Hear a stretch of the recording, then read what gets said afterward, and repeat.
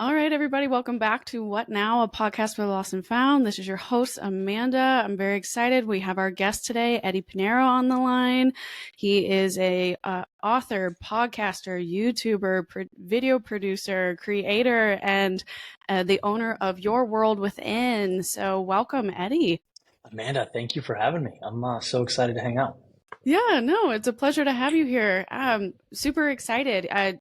You're an international, well-known motivational speaker, and I've been listening to some of your podcasts over the last couple of days just to kind of brush up on what I should be doing with my life, apparently. And it's been super cool to hear and to listen to your perspective, and I'm so excited to dive deeper further into that. I'm sure you're used to it, but what's your elevator pitch for my listeners who may not know you or have not had the opportunity to watch your motivational videos on YouTube or on your podcast? Could you provide a quick background about who you are and the work that you're doing with Your World Within? Sure, yeah. So I've always considered myself sort of a creator.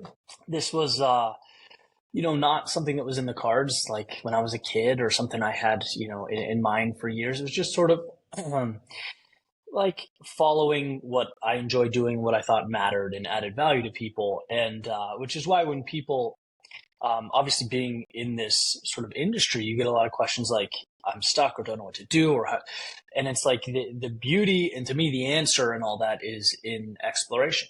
And so for me, like the platform and Your World Within, the podcast, everything going on now was because I found myself after college in a corporate environment, which had its great, aspects, but definitely wasn't for me. And so the question was like, well, what do I do? Because I could easily see a situation where I'm in the wrong place and 20 years go by, right? So I was into music, was into writing, and finally left my job and found myself, I was in Boston at the time. I was like playing acoustic shows around the city, was taking the camera out, making short films, was like writing on blogs and just kind of like seeing what was out there. And eventually got to the place where the money that I had saved was drying up, right? Just practically speaking, you make more in the financial services space than you do running around with the camera and no direction, right? So, right. And I wrote this speech to myself called Ode to Excellence that was like a promise to not take the easy road, to keep exploring, to keep pushing, because I never really had it in my life. Like there's never been a time where I really pushed myself and challenged myself and saw what would happen if I fell and hit the floor. And so I wrote this speech and I wanted to turn it into like a little cinematic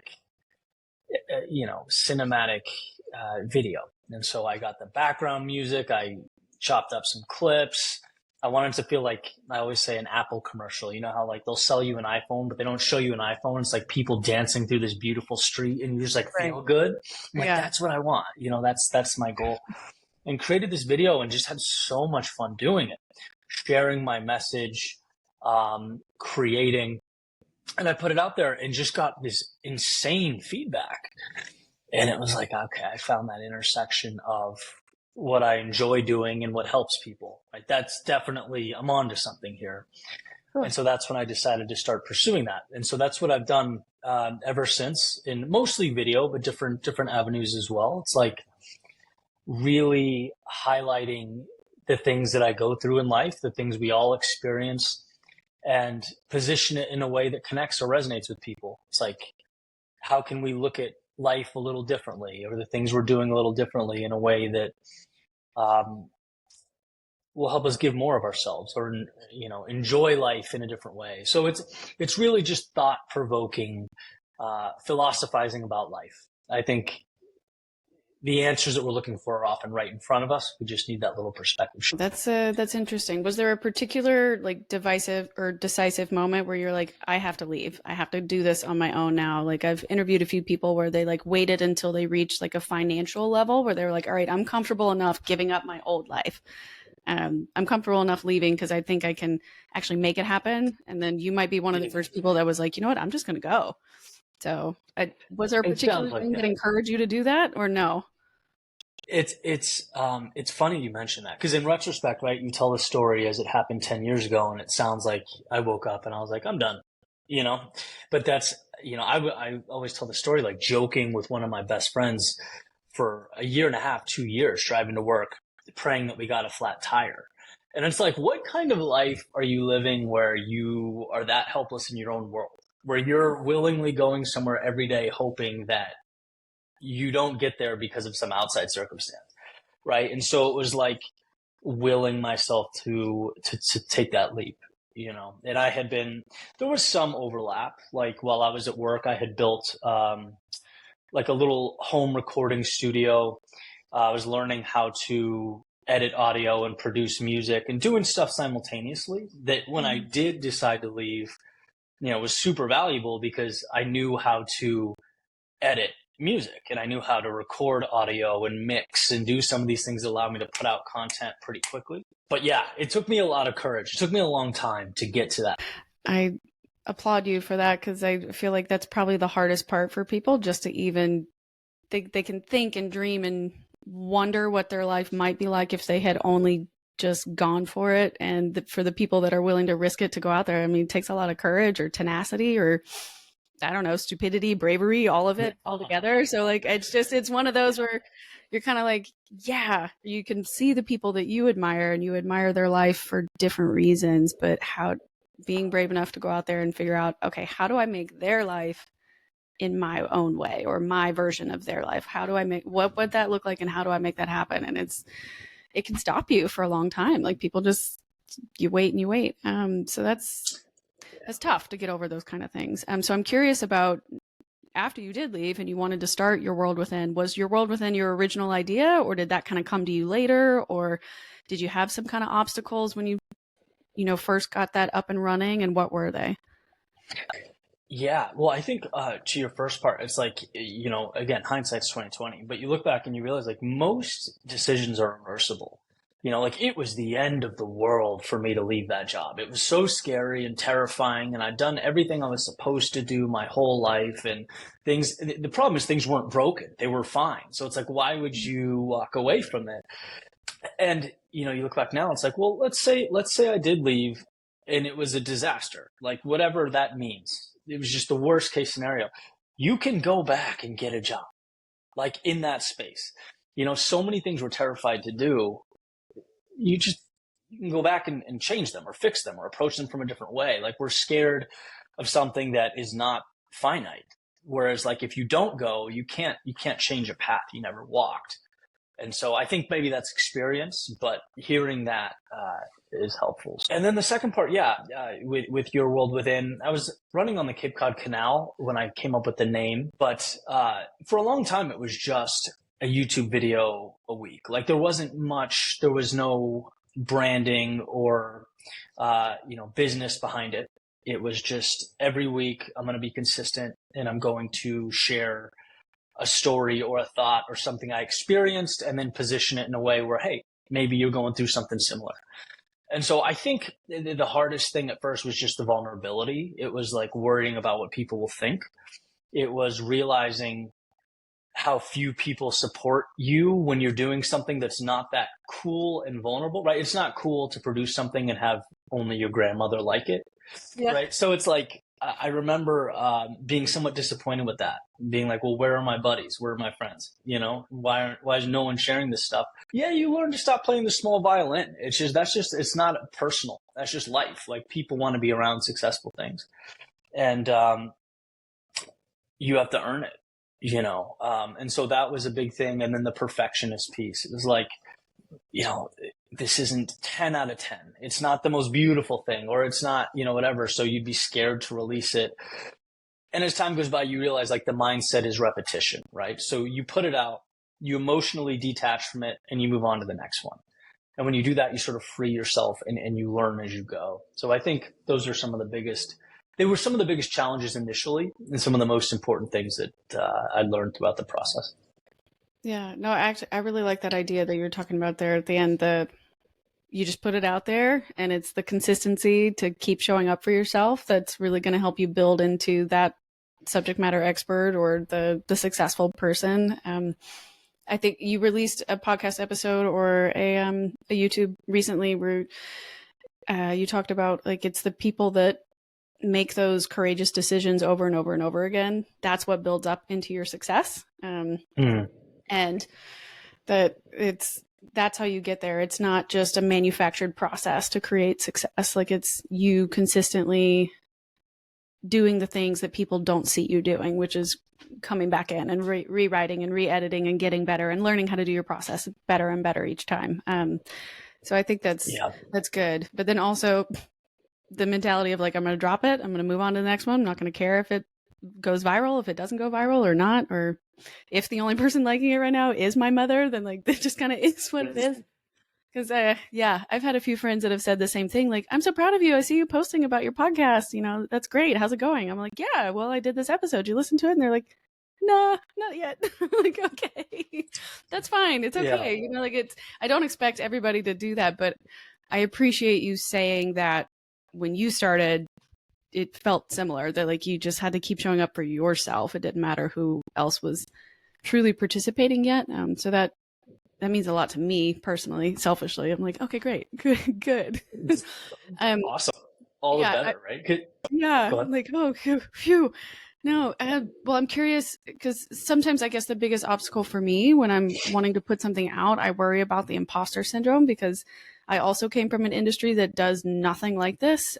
So I completely pivoted from working in DC and doing national security to moving back to Nashville and onto marketing. And so I can do some of this for my current clients, but it's almost a completely different animal when I'm doing it for myself, because it means so much more. Like it's me, it's my brand, it's what I'm saying, it's what I care about, versus I can kind of script certain things in my professional world and cater to them and kind of let it go. And then they take it and do what they want to do with it. But when it's mine, I feel like I put so much weight on everything because I don't feel like I'm the right person to do this sometimes, or like I don't have experience. Why would anybody want to listen to what I'm saying? So I'm curious if you had any particular advice about imposter syndrome, or how you have alleviated negative mentality while you've built up your world within. And if there's anybody out there like me, could they take your advice?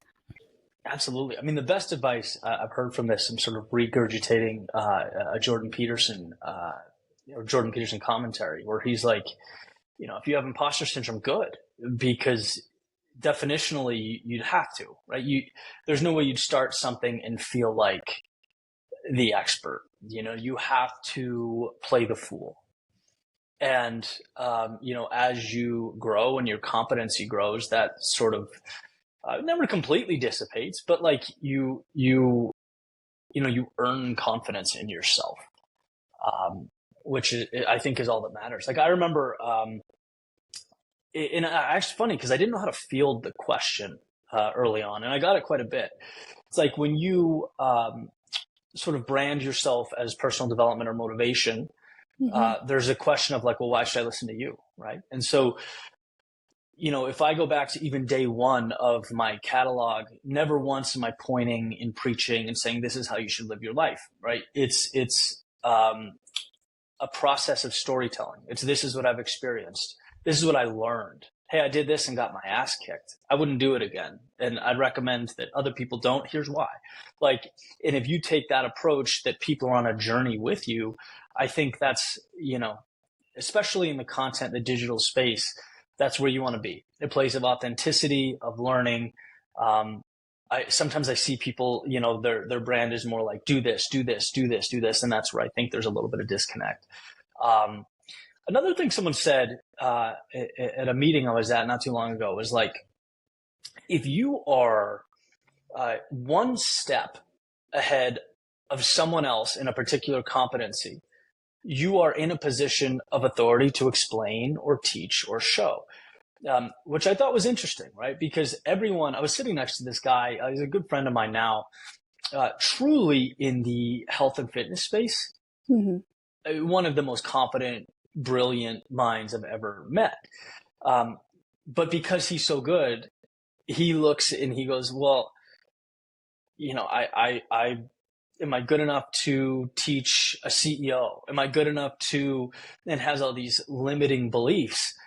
And it's like, not only are you good enough, like they would be lucky to work with you, right? But you just have to see how far you've come in the space between where you are and everyone else is. A lot of times when you're so immersed in a craft, you forget that. You become like, you're looking at the space between where you are and where you want to be 10 years from now. You're not looking at how far you've come. You're not looking at how good you are compared to the field. And I think that's an important thing to keep in mind as well. Yeah.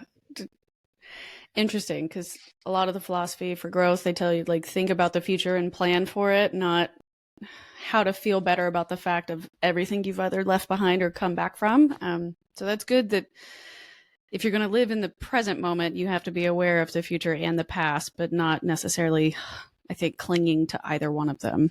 So yeah, if someone said that, there's nothing I disagree with more wholeheartedly. I feel like, and that's because I have a predisposition to constantly be looking at the gap, at what I don't have, at how far I want to go.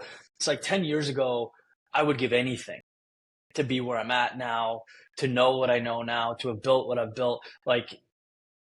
And because you're looking ahead constantly, which ambitious people do, driven people do, if you don't look over your shoulder, you drive yourself crazy. You're never enough.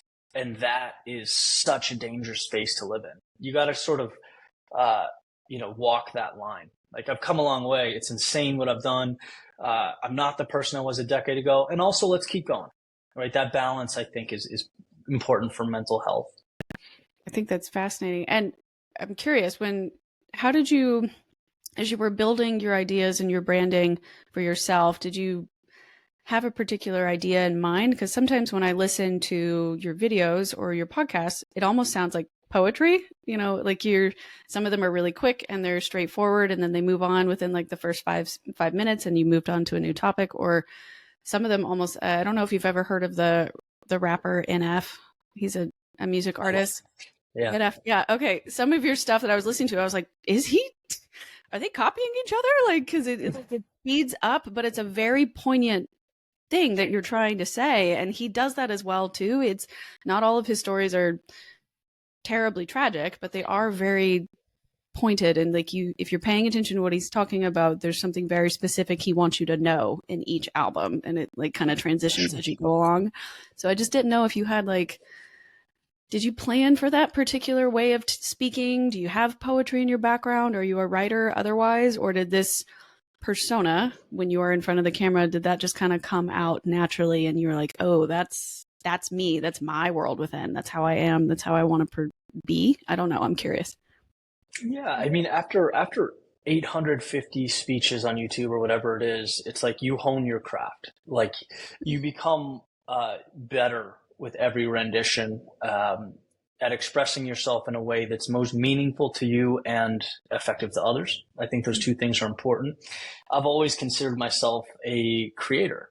I come from a music background, songwriting, singing. And it's like, I've always wanted that sort of rhythmic feel. Like, when I write, the music to me is oftentimes just as important as what I'm saying. Like, in a lot of ways, human beings aren't practical, we're emotional. And so, it's like you have to crack the audience open in order to get a message through. And I think that comes through with, an aspect of poetry and sort of an emotive cadence in music. It's all purposeful and it's all meaningful.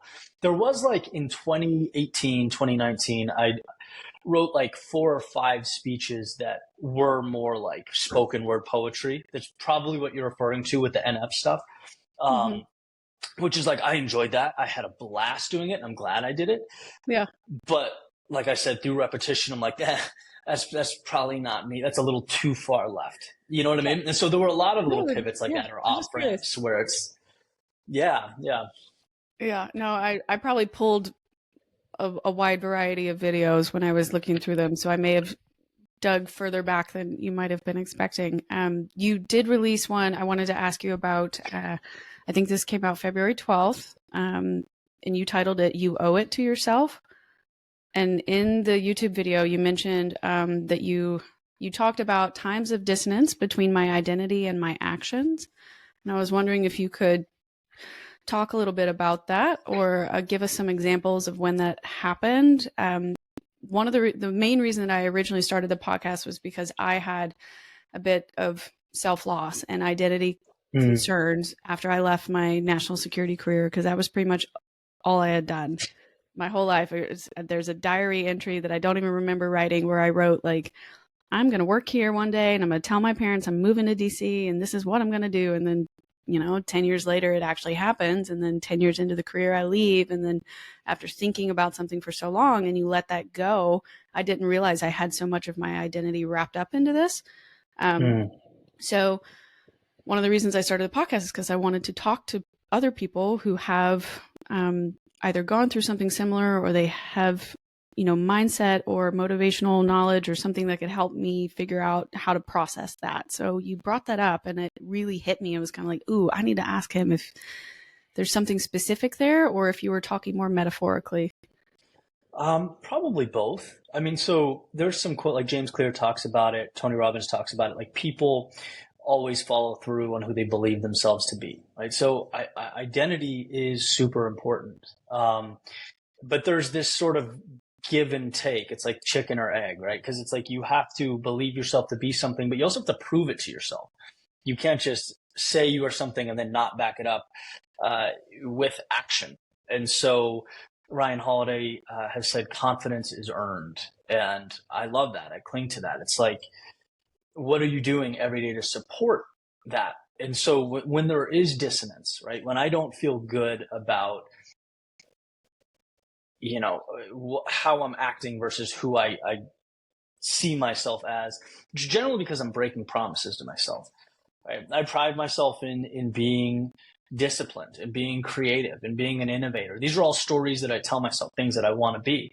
And so when the alarm clock goes off, for example, and I hit it and I roll over, I wake up and I feel like, like it just doesn't feel good because I acted in a way that, like, to me is not who I am. It's not how I see myself. And so generally that dissonance comes down to me breaking promises to me in some capacity.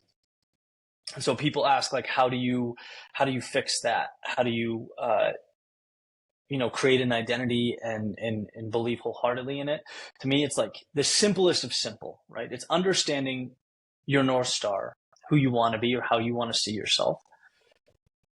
Reverse engineering that. So there are 3 things you do every day that bring that to life, and doing those things, right? And then when you go to bed at night, you put your head on the pillow, you feel like someone who sets tasks, who conquers those tasks, and day in and day out that materializes, right? I didn't feel like a speaker for a very long time, right? It was, you talk about imposter syndrome. It was like,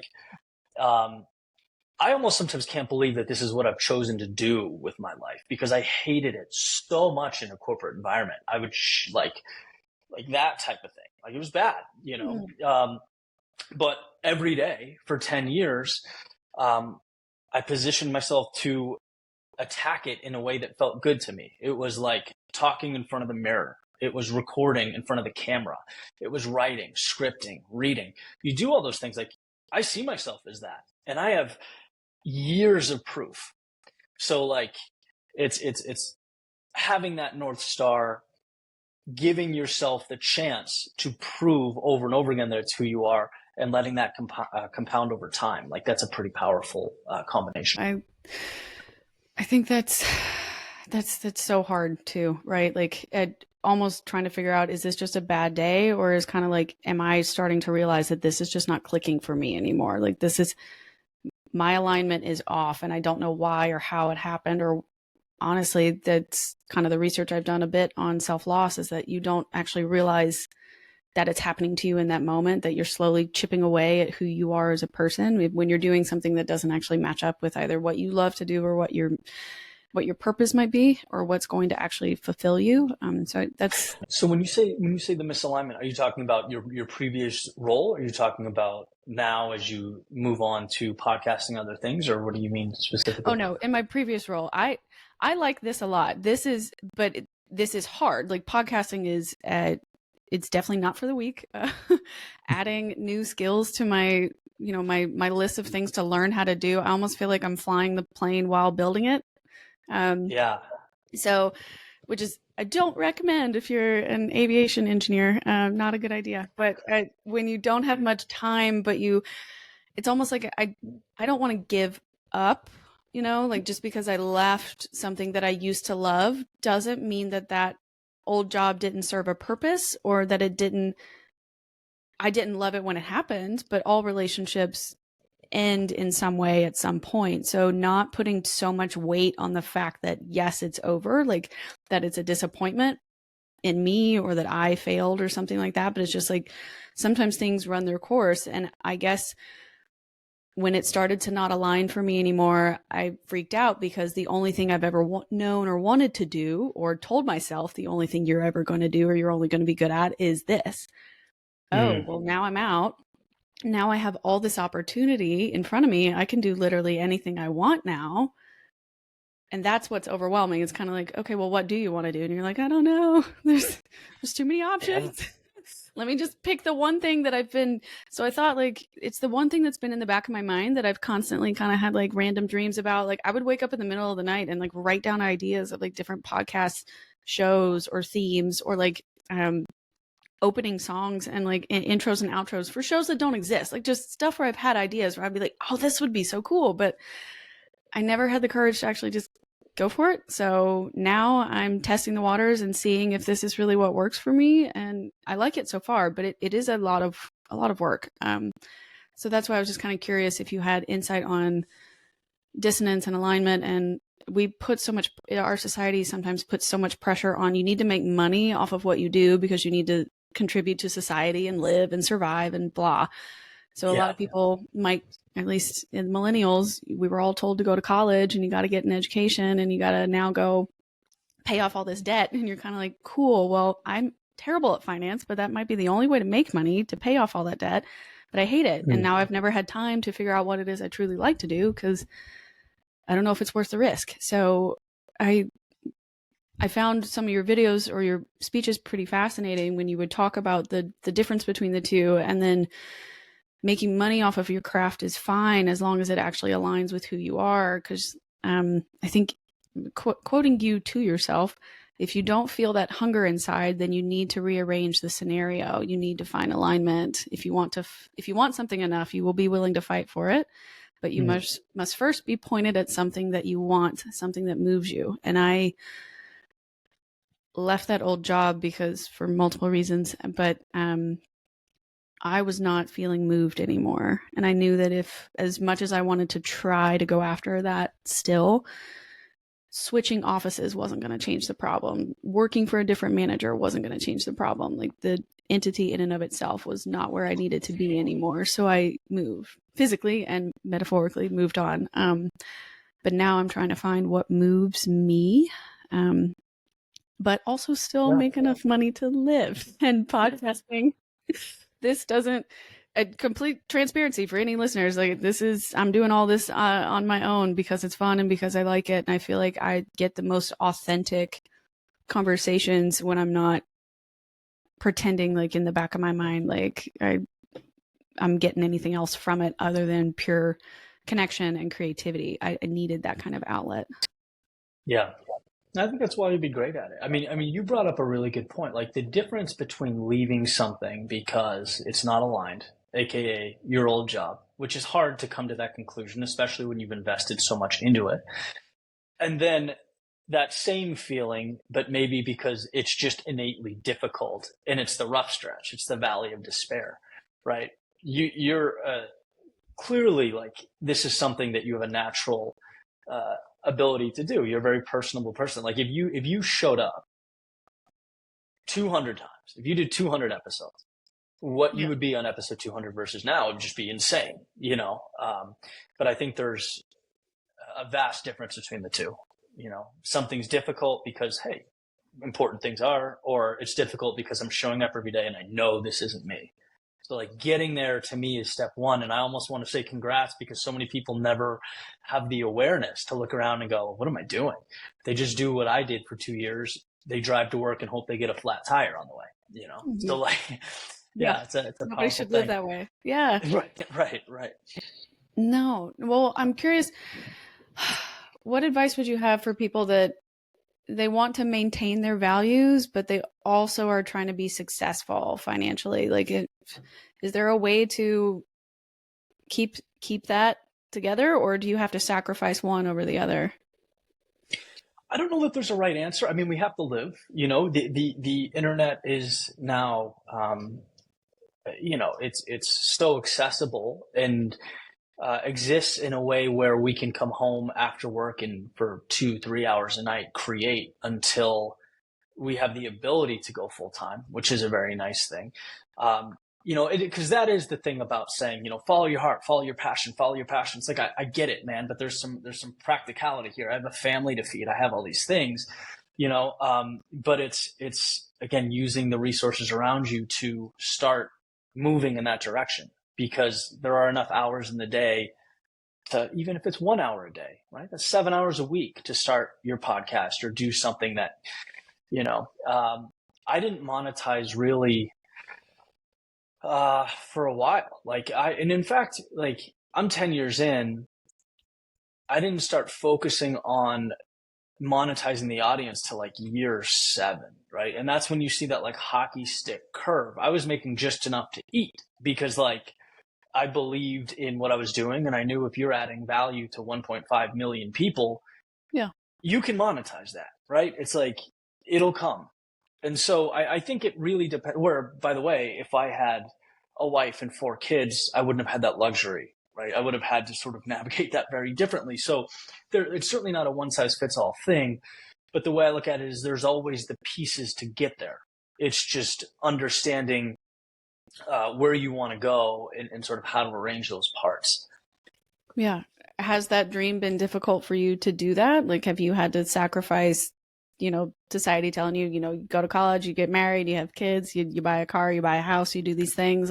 That's clearly a path that you've left, not necessarily, maybe, I don't know you, so necessarily completely given up on, but has that been difficult for you to chase your dream and pursue personal life? Or have you found a good way to balance?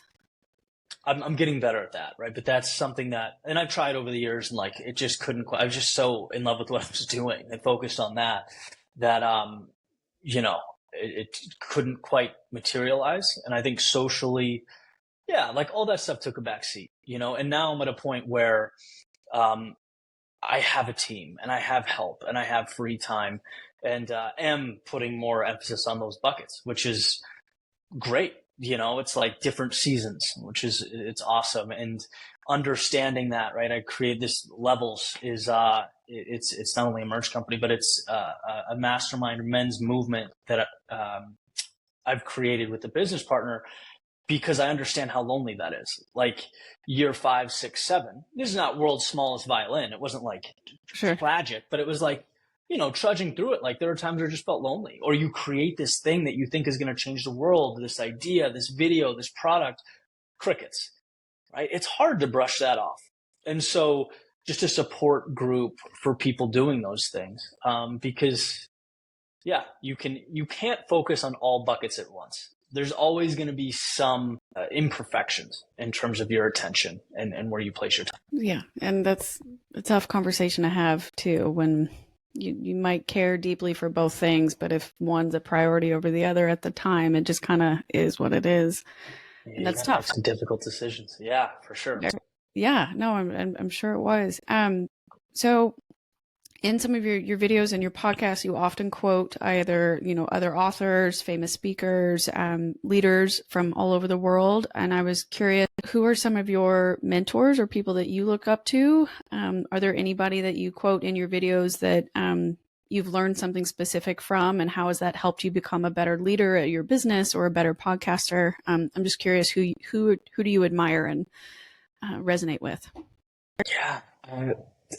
I take inspiration from everywhere, from books, from music, from things I see. In terms of people, huge fan of Jim Rohn. I probably quote him more than anybody else. I think the way he ties philosophical ideas into just real, practical, everyday life situations is super cool. Really like Jordan Peterson, just from the, he obviously comes at things from a psychological perspective, which I think is really cool.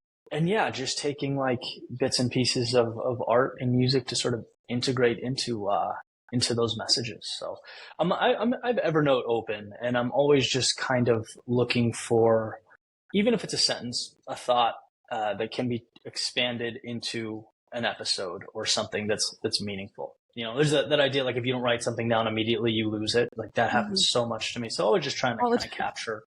Yeah, exactly. Just capture the day to day. Gotcha. Yeah. And I'm assuming your day to day is also where you get the inspiration for the topics each week? Or is the YouTube video different from the podcast? As far as I understood, it's the same on both platforms, or do you come up with new concepts for each one? Same thing. Yeah. Oh, okay. Your World Within on YouTube is the podcast. Gotcha. Okay. Yeah, I was gonna say, wow, you're doing double time now. No wonder you have a team. You're coming up with a different YouTube concept and a podcast topic all at once. Okay, I know you have a time limit, so I figured I could get down to the last few questions that I typically ask all of my guests.